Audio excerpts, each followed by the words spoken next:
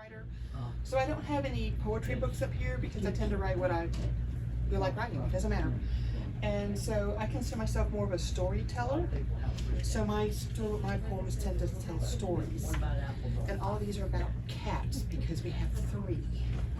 So anyway, let's see. Did I forget? Have I forgotten one? No. Yep. Whatever. Okay. Have you ever wondered how Persians got flat faces?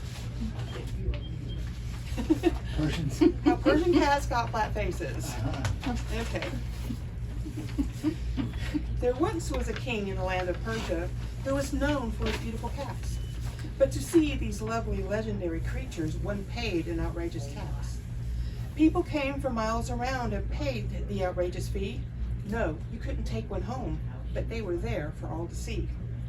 Now, in a land far to the west, there lived a very rich man who wanted to see the famous felines and traveled in a caravan. He brought with him his most trusted servant and 100 bags of gold. The merchant was going to buy a cat, no matter what he was told. The man arrived in the land of Persia and entered the capital city. He saw the pomp and circumstance, but not once did he see a kitty. Patience, patience, said the king when brought before the court. You'll see my cats tomorrow, so don't get so out of sorts. The day dawned bright and cheery, and there was not a cloud to be seen. A charged excitement was in the air, and the courtyard sparkled and gleamed. Trumpets sounded and drums rolled as the celebration began, the showing of the famous felines, the best in all the land. The curtain dropped, the king stood proud, as the world viewed his pets. The sighs and gasps from the crowd were the sounds he liked the best. The merchant stood in a state of shock. Is this what I paid to see?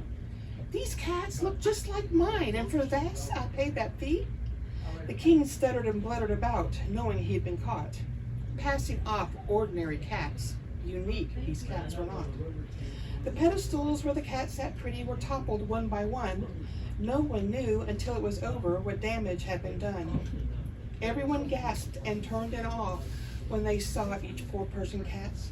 Their once normal little cat faces were now irreversibly flat. The awful king lost his kingdom, his cheating days were through. Banished forever from his land, no longer to hear a mew.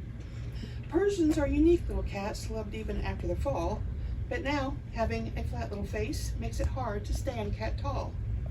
A lesson was learned on this fateful day, thanks to the poor little cats, for if you prove to be a liar and cheat, on your face you may fall flat. Here it is. And then, we have cats.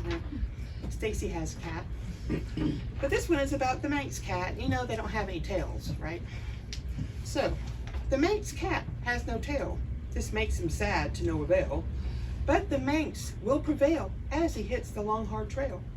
At first he tried the U.S. mail, thinking he could buy a tail, but no one would make a sale on a non-existent Manx cat tail. So he traveled over hill and dale, searching for the elusive tail, starting at the Oregon Trail and ending in Fort Lauderdale. He'll be happy to regale how he was caught in a gale and almost eaten by a whale, but escaped by a tail. This is the end of this tale, traveling over hill and dale, knowing he did prevail. Now, he's happy with no tail. So anyway, then I have 2 more if you don't mind.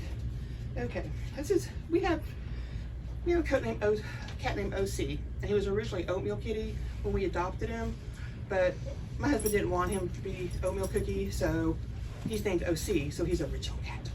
And then he had a brother named Coco who was a Seal Point Siamese, just fluffy. And his was Coco as in hot chocolate, but then we named him Coco after Lillian Jackson Braun's Coco and Her Cat Who Mysteries. So anyway, OC and Coco sat under a tree, conversing one fine summer day, of birds and bees, of squirrels and trees, in a most uncat-like way. Birds are pretty, OC did say, while Coco cocked his head. Nice feathers and songs, you can't go wrong. Coco agreed with what he said. Trees are grand, Coco replied as he climbed up that tree. Safe and sound up off the ground, sing all that I can see. Squirrels are silly, running willy-nilly while scampering to and fro. while bees fly around to every plant on the ground, helping them flower and grow. O.C. joined Coco up in that tree, high up off the ground, watching birds and bees, squirrels and trees, cat-like without a sound. I have one more, if it's okay if I read it. Sure, so none of those are real long, right? Nah, it's just big because I'm blind. And you know, it's the Christmas season, and you know, if you have cats, you know what's gonna happen. This is the Heyman family Christmas. 'Twas the night before Christmas, and all through the house, chaos and confusion were scaring the mouse. Children running amok, here and there, the excitement of Christmas rang through the air. And I in my kitchen baking holiday treats, waiting impatiently while my oven heats. But what do my tired eyes look to see but a cat in the batter, the other in the tree? Oh, Mark, oh, Stephen, oh, Aaron, come help. The tree is falling, I cried with a yelp. Mark came running and the curious cat jumped. The bowl full of batter fell with a thump.